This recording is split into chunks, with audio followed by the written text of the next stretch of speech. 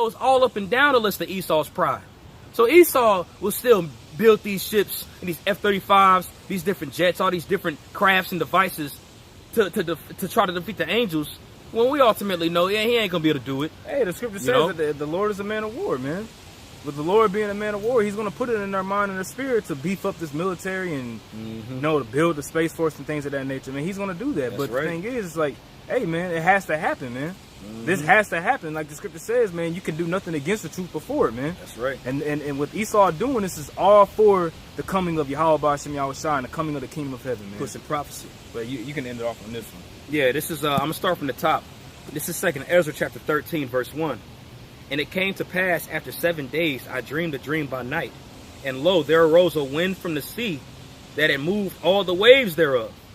And I beheld, and lo, the man waxeth strong with the thousands of heaven. That's Yahawashi with his host.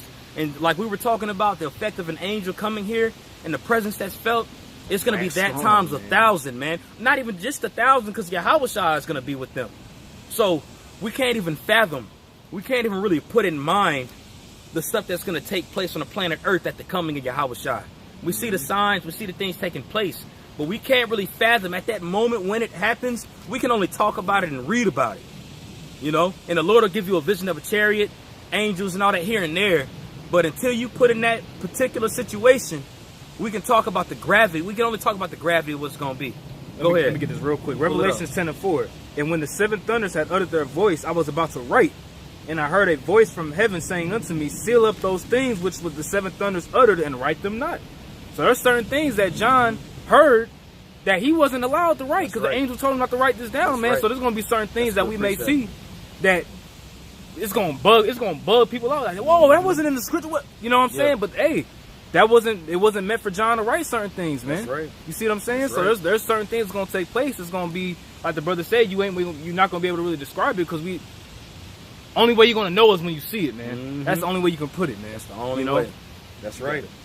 This is 2nd Ezra 13:3. 13:4.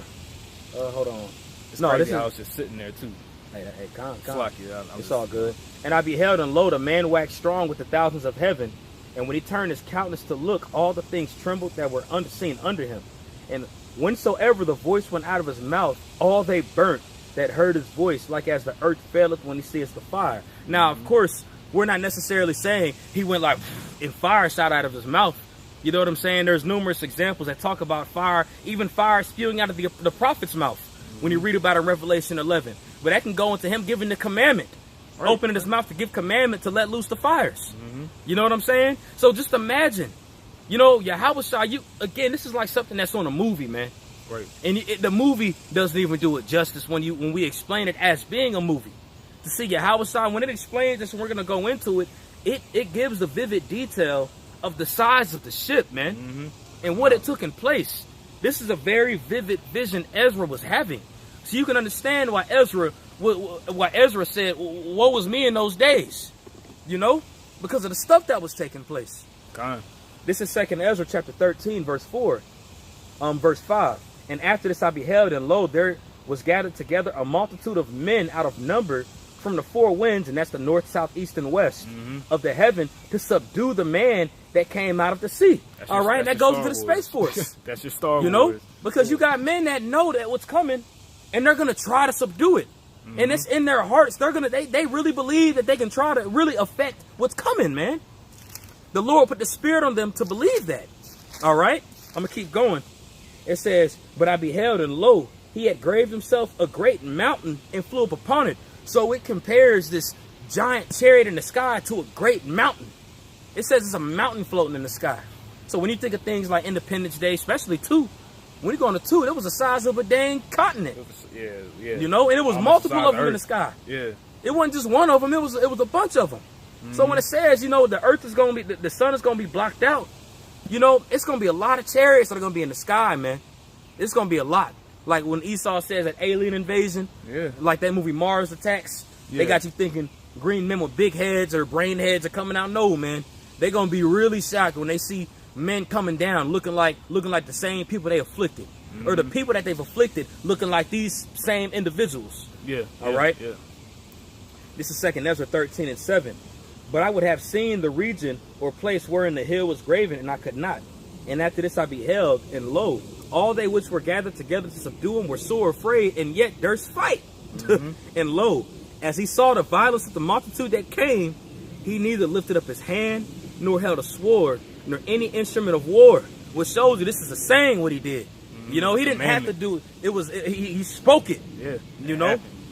So this is going into it, but only I saw that he sent out of his mouth, as it had been a blast of fire, and out of the lips a flaming breath, and out of his tongue he cast out sparks and tempests. So you can imagine when you read this, I'm going to continue, and it says, and they were all mixed together, the blast of fire, the flaming breath, and the great tempest, and fell with violence upon the multitude which was prepared to fight, and burnt them up every one, so that upon the sudden of an innumerable multitude nothing was to be perceived, but only dust and the smell of smoke. That I saw this, I was afraid. So Ezra was even afraid when he seen this, and Ezra's a man of the Lord. Man, bro. So you can imagine how the wicked felt when they, man, what?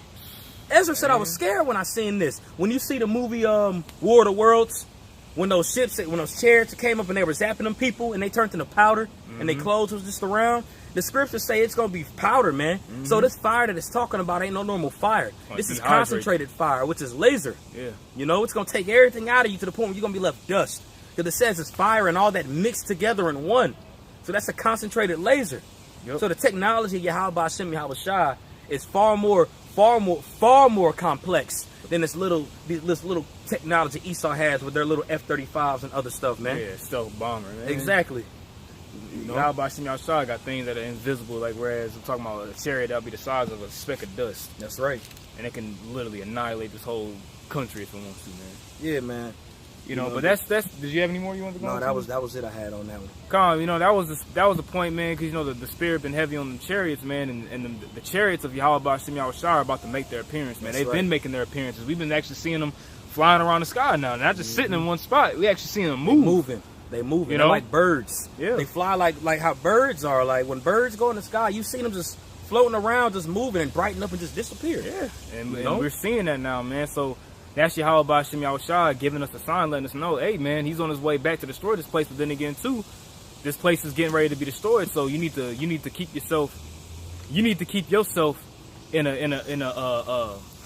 right mind and a right spirit. You know what I'm saying? So when the Lord comes back, he doesn't find you lacking or wanting. You know what I'm saying? Exactly. Hey, straight up. God. And I know you. That was the last precept that you had. Okay. Cool.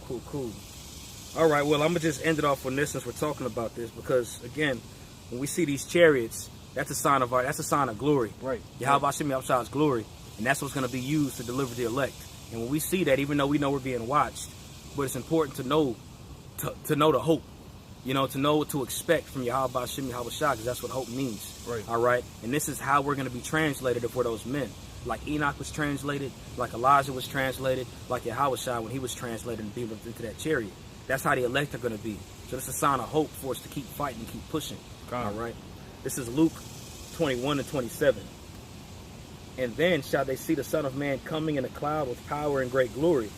And when these things begin to come to pass, then look up and lift up your heads, for your redemption draweth nigh. All right, so when we see these things, constantly look up in the sky, man. You know what I'm saying? Constantly.